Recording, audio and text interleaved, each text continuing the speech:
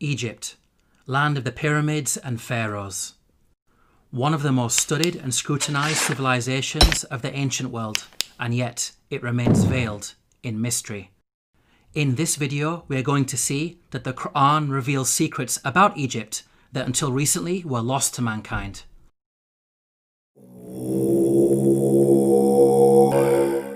Pharaoh was a tyrant in Egypt, enslaving and persecuting the children of Israel. The Quran states the following about the death of Pharaoh and his supporters. فما بكت عليهم السماء والأرض وما كانوا منظرين. Note the words, heaven and earth wept not for them. A recently unearthed pyramid text has granted us new insights into the meaning of this verse. The pyramid text reads, "The sky weeps for you, the earth weeps for you, when you ascend to heaven as a star." Here, the pyramid text praises Pharaoh, claiming that upon his death he will ascend through the sky and claim supremacy of the heavens by becoming a star. We can see that the Quran quotes the pyramid text directly in its rebuttal of Egyptian adulations of Pharaoh. What's amazing is that knowledge of the ancient Egyptian language of hieroglyphics was lost to mankind at the time the Quran was revealed. It wasn't until the discovery of an artifact known as the Rosetta Stone in the 18th century, over 1,000 years after the revelation of the Quran, that mankind has been able to fully decode the hieroglyphics.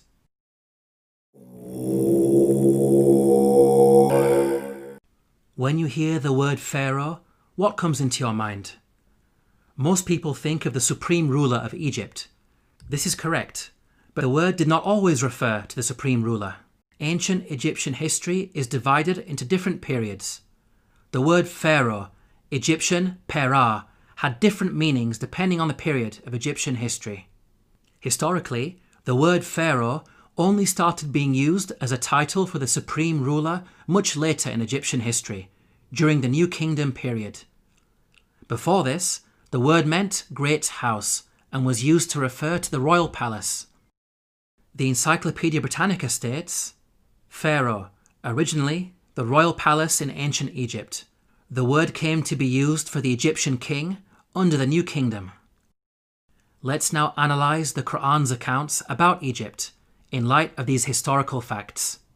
Like the Bible, the Quran discusses the prophets Joseph and Moses, who both spent time in Egypt. Joseph is dated by scholars to either the Middle Kingdom or Second Intermediate period, well before Pharaoh meant ruler. In the story of Joseph, the Quran repeatedly uses the word king to refer to the ruler of Egypt. He is never once called Pharaoh. Moses is dated by scholars to the New Kingdom period. In the story of Moses, the Quran repeatedly calls the ruler Pharaoh. He is never called king. We can see that the Quran is accurate in its use of language when it comes to describing the leader of Egypt at different periods in its history. How could the author of the Quran have known this? The only source of information about ancient Egypt that would have been readily available are the Bible-based stories. To claim that the Quran copied from the Bible is problematic because the Bible uses the word Pharaoh to refer to the Egyptian ruler in the story of Joseph, which is historically inaccurate. The Quran cannot have copied from the Bible because the Quran corrects the Bible.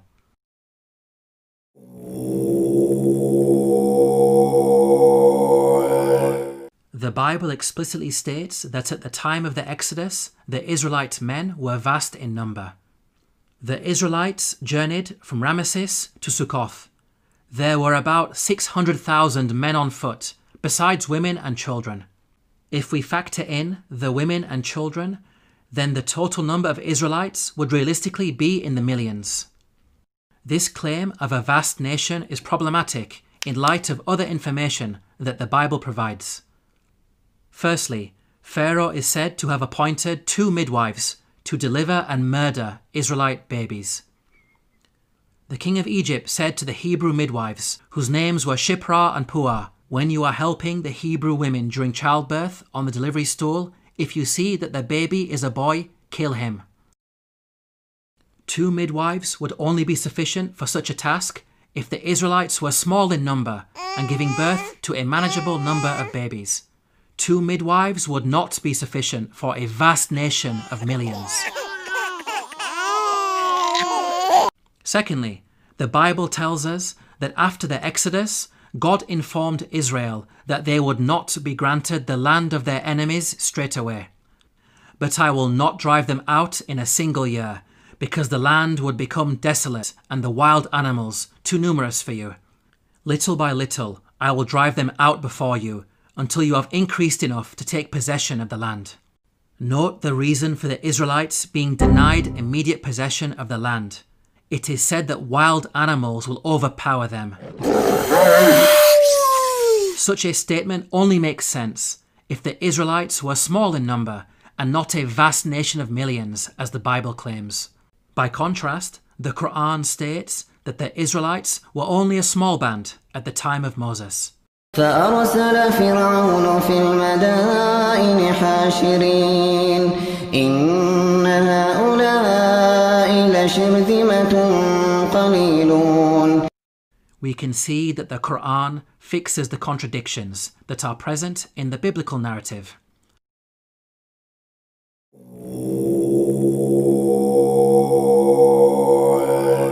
The Quran states that the punishment of crucifixion was used in ancient Egypt from the time of Moses all the way back to the time of Joseph. Now, the word crucifixion typically brings to mind the Roman cross. However, in antiquity, there were different forms of crucifixion.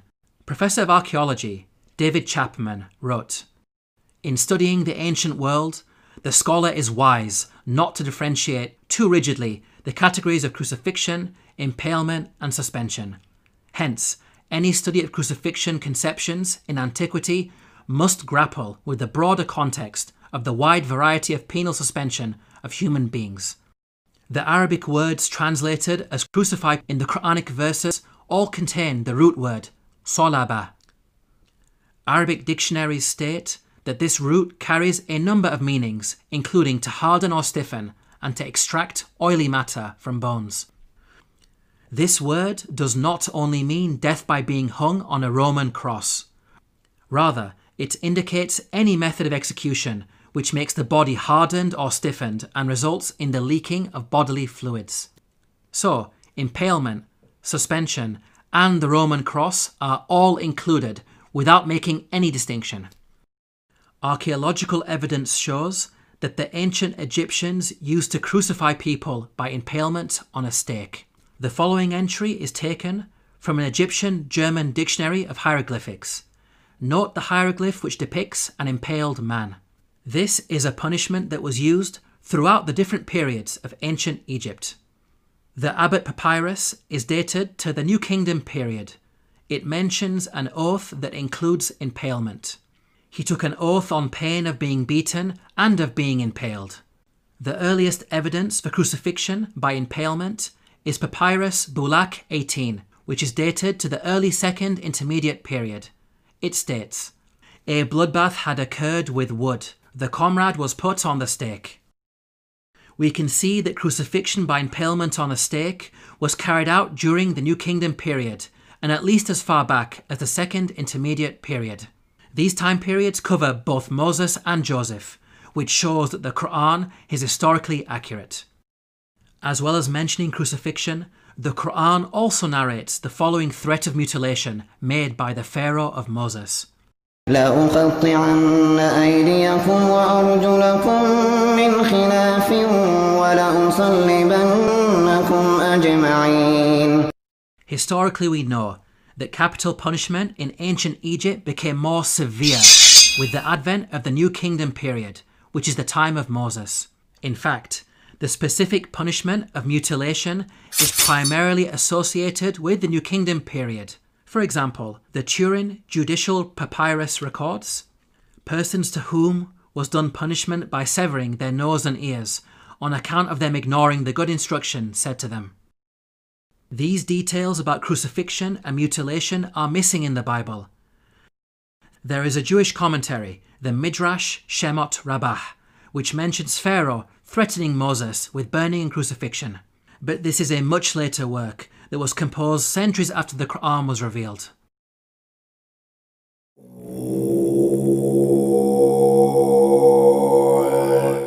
Neither the Bible nor Quran identifies the Pharaoh of Moses by name. We can use the details provided in the scriptures to try to identify the Pharaoh. Both scriptures speak of the Israelites being taken into slavery before the birth of Moses. The use of Semites for slave labour occurred only during the New Kingdom period. So, we can place Moses somewhere in the New Kingdom period. This gives us a list of 33 possible pharaohs. Both scriptures also speak of an exodus of the Israelites out of Egypt. The Merneptah stele is an important artifact that contains the first explicit reference to Israel in the archaeological record. It is dated to around 1208 BCE. It discusses the land of Canaan and mentions the Israelites in relation to Canaan, indicating that the Exodus had already taken place by this date. The artifact is contemporaneous to the pharaoh Merneptah. This means that the Exodus had to take place before Merneptah, since Merneptah was alive and in power after the Exodus and not drowned in the sea. This establishes an upper boundary in the timeline of the pharaohs. From the point of view of both the Bible and Quran, we are now left with 18 pharaohs as candidates who may have ruled during the time of Moses. Let's now delve deeper into the biblical narrative. The Bible claims that there were 2 different pharaohs who were in power. The first died while Moses was in hiding in Midian. When Pharaoh heard of this, he tried to kill Moses, but Moses fled from Pharaoh and went to live in Midian. During that long period, the king of Egypt died. The new Pharaoh continued his predecessor's persecution of the Israelites, and it was this second Pharaoh who was later drowned when Moses crossed the sea. The Bible gives us a timeline for these events. The burning bush encounter with God took place when Moses was 80 years old. So from his birth to the Exodus, there was a span of at least 80 years, during which 2 pharaohs ruled Egypt. Now, there is a big problem if we compare this biblical narrative to the timeline of the pharaohs. We've seen that the Bible claims exactly 2 pharaohs ruled during the 80-year period from the birth of Moses to Exodus. If we consider the number of years that each of the pharaohs ruled, we can see that there is no 80-year period during which only 2 pharaohs ruled. Any given 80-year period will give you at least 3 pharaohs in power. We can see that the biblical narrative contradicts the historical evidence. Let's now compare the Quranic narrative. Unlike the Bible, the Quran depicts a single pharaoh reigning from the birth of Moses all the way up to the Exodus. The Quran informs us that Moses fled to Midian when he reached the age of maturity. The Quran defines the age of maturity as 40 years old. The Quran also informs us that during his time in Midian, Moses spent 8 to 10 years in the service of his father-in-law before returning to Egypt to face Pharaoh. This means that Moses was at least 48 years of age when the Exodus happened. The only Pharaoh during the New Kingdom period who had such a lengthy reign as an absolute ruler was Ramesses II, who ruled for 66 years. The Quranic account is perfectly in line with the historical evidence and fixes the chronological issues that are present in the biblical narrative.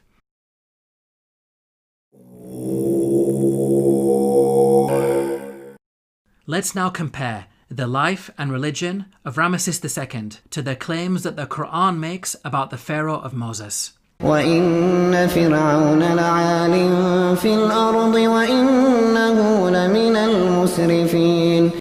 This claim that the Pharaoh of Moses was extravagant has been proven by archaeological discoveries, which show that Ramesses II was the grandest of the pharaohs. The archaeologist Peter Clayton wrote, "His genuine building achievements are on a Herculean scale."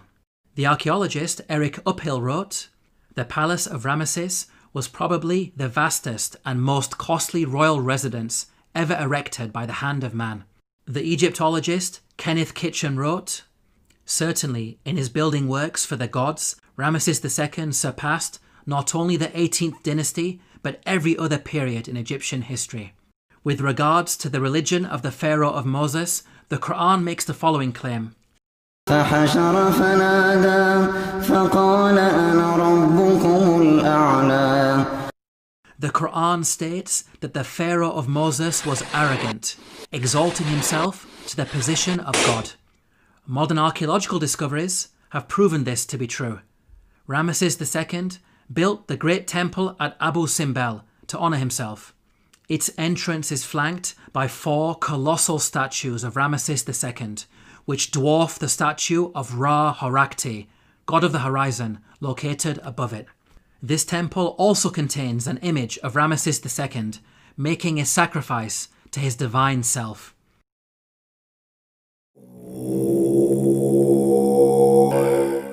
The Quran makes the following claim about the Pharaoh of Moses, who God drowned in the sea. فاليوم ننجيك ببدنك لتكون لمن خلفك آية.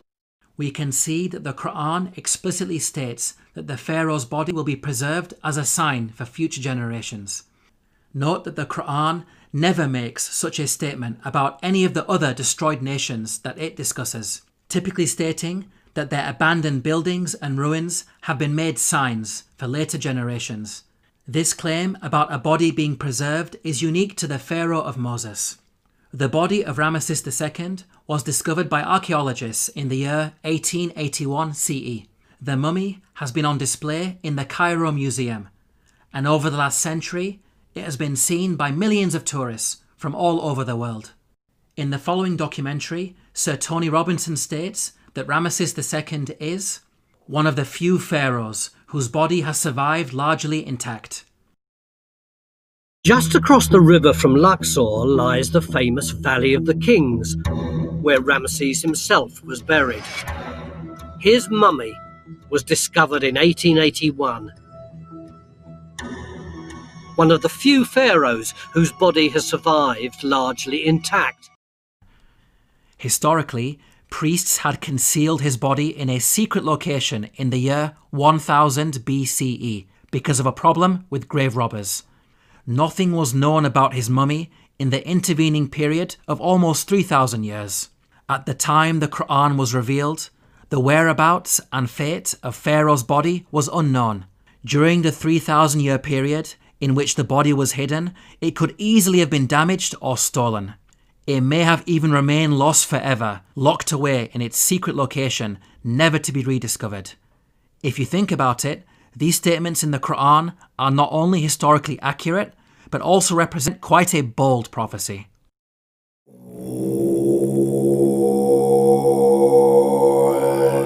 The Bible informs us about a series of plagues that God brought upon Egypt.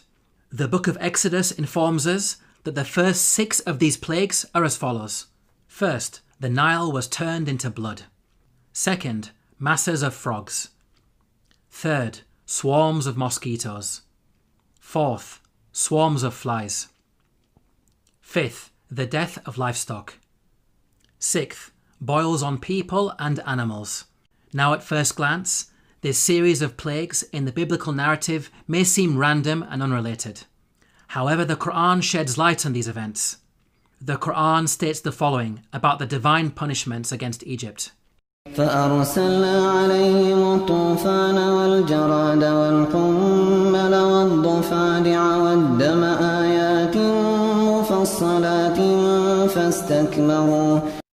Notice the first punishment mentioned by the Quran, a flood. This is an important detail that is not found in the Bible.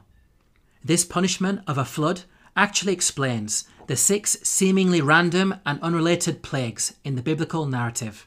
A flood would result in high concentrations of red earth entering the Nile River and causing a blood-like colour, killing fish and making the water undrinkable, as described in the biblical narrative. This phenomenon is attested to historically, as recorded by a Middle Kingdom Egyptian sage. See, the river is blood. One shrinks from other people and thirsts for water. The rest of the biblical plagues are also easily explained as a consequence of the flood. Frogs. mentioned in plague number 2, are known to fill the land after Nile floods. The death of the frogs recorded in the biblical narrative can be caused by contamination of anthrax that was carried over from the rotting fish. Mosquitoes, mentioned in plague number 3, proliferate after Nile floods, as the pools of water left over from the flooding would have allowed them to overbreed. Swarms of flies, mentioned in plague number 4, would be brought about by the massive death of frogs on the land. The death of pasturing livestock, mentioned in plague number 5, can be explained by anthrax, as brought on the land by the frogs. The boils on humans and cattle, mentioned in plague number 6, may have been caused by bites. The stable fly in particular is infamous for its vicious biting of mammals. We can see that the Quran's mention of a flood easily explains the biblical plagues, which are not random as initially appears to be the case, but in fact a series of interrelated events.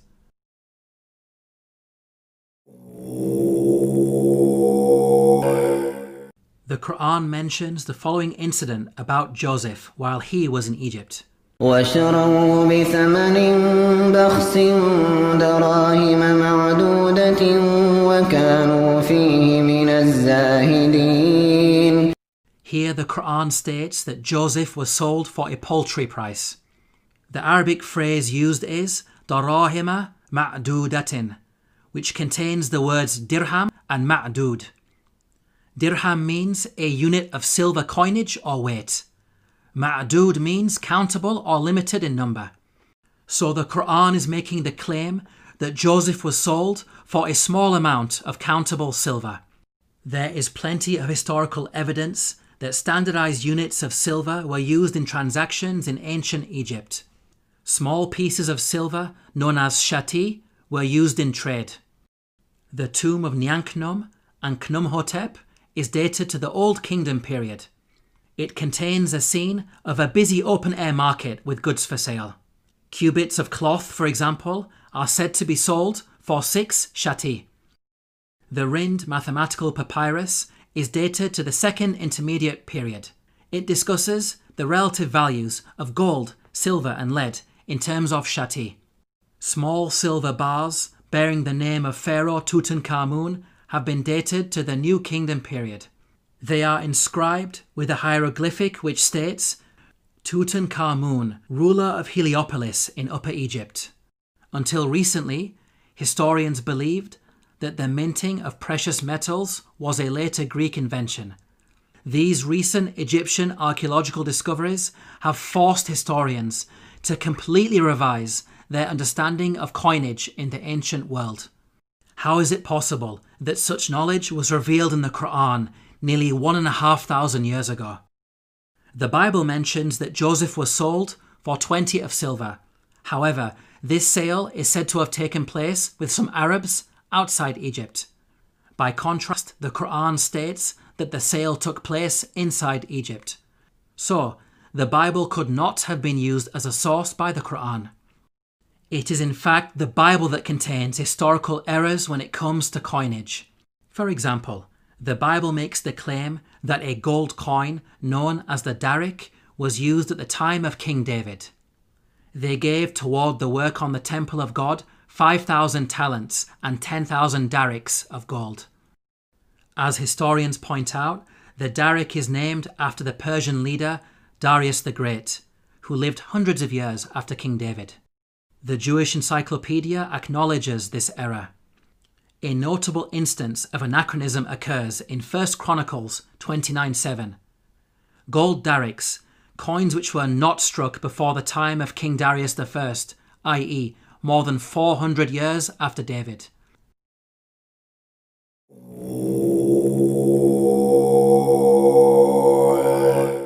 The Quran narrates the following conversation between the Pharaoh of Moses and an individual referred to as Haman. وقال فرعون يا هامان ابن لي صرحا لعلي أبلغ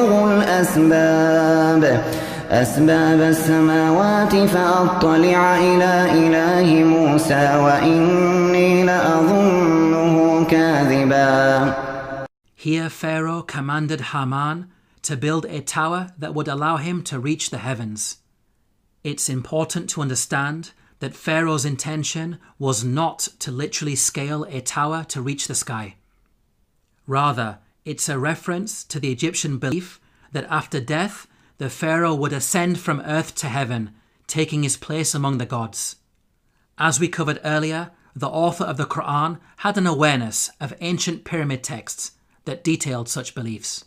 Egyptian monuments housed the bodies of dead pharaohs. These monuments acted as a bridge between this world and the next. They were filled with religious writings that served as instructions to help the dead pharaoh ascend to the heavens. Hence, the person in charge of constructing such a monument for Pharaoh would not only need to be skilled in architecture, but also highly knowledgeable in religion, a builder-priest of sorts. Let's now turn to history to see if we can identify an individual known as Haman, who was both a builder and a priest. Earlier we concluded that Ramesses II was the pharaoh at the time of Moses, so we will focus on this time period. A block statue in the Egyptian Museum of Munich contains a biographical account of the life of a high priest named Baken Khonsu. In his own words he states, "I am one truly reliable, useful to his Lord, who performs beneficent deeds within his temple. I being principal chief of works in the estate of Amun, I erected obelisks of granite stone whose tops reach to the sky." Here, Baken Khonsu tells us that he served the pharaoh in two ways, first by performing rituals in the temple, and second as chief architect. In fact, Baken Khonsu was an architect extraordinaire, being one of the greatest in all of ancient Egypt. He is responsible for constructing the Temple of Amun at Karnak, a monument that remains one of the largest religious structures ever created by man. With regards to the priesthood, Baken Khonsu informs us that he had a very long and illustrious career. "I was a third prophet of Amun for 15 years. I was a second prophet of Amun for 12 years. He appointed me high priest of Amun for 27 years. Here Baken Khonsu is stating that he served the god Amun throughout his priestly career. Amun is the name of an Egyptian deity who rose to prominence during the New Kingdom period. By the time Baken Khonsu died, he had been a priest for many decades, having served Ramesses II as high priest throughout his reign. Both Ramesses II and Baken Khonsu were contemporaries who died around the same time. What about the Quran's mention of Haman? How does it relate to Baken Khonsu? Baken Khonsu referred to himself by the title High Priest of Amun. The actual phrase in the hieroglyphics is Ham, Nata, Tapi, Amana. The word Ham literally means servant, and Amana is how you articulate the name of the god Amun in Egyptian. Baken Khonsu was Ham Amana, meaning servant of Amun. The Quran's mention of Haman may be simply an Arabized version of the Egyptian Ham Amana. Let's now summarize the main points about Baken Khonsu. He was a senior-ranking figure under Pharaoh Ramesses II, acting as both high priest and chief architect. He served in the temple of the god Amun and thus had the title Ham Amana. It is clear that all of the historical evidence fits perfectly with the Quranic narrative. Now it's important to point out that the Bible also mentions a Haman, but the resemblance is only in name. The biblical Haman served under a Persian king and bears no relation to the Quranic Haman of Egypt. Yet again, these are details that are completely missing in the biblical narrative. In this video, we have seen that the Quran has a remarkable insight into many facets of ancient Egypt, revealing long-lost knowledge while also correcting the Bible. Claims that the author of the Quran copied from the Bible are clearly rubbished in light of such facts. The Quran boldly declares its origins. تنزيل الكتاب لا ريب فيه من رب العالمين. To learn more about the miracles of the Quran, please download your free copy of the book, The Eternal Challenge, at the link below.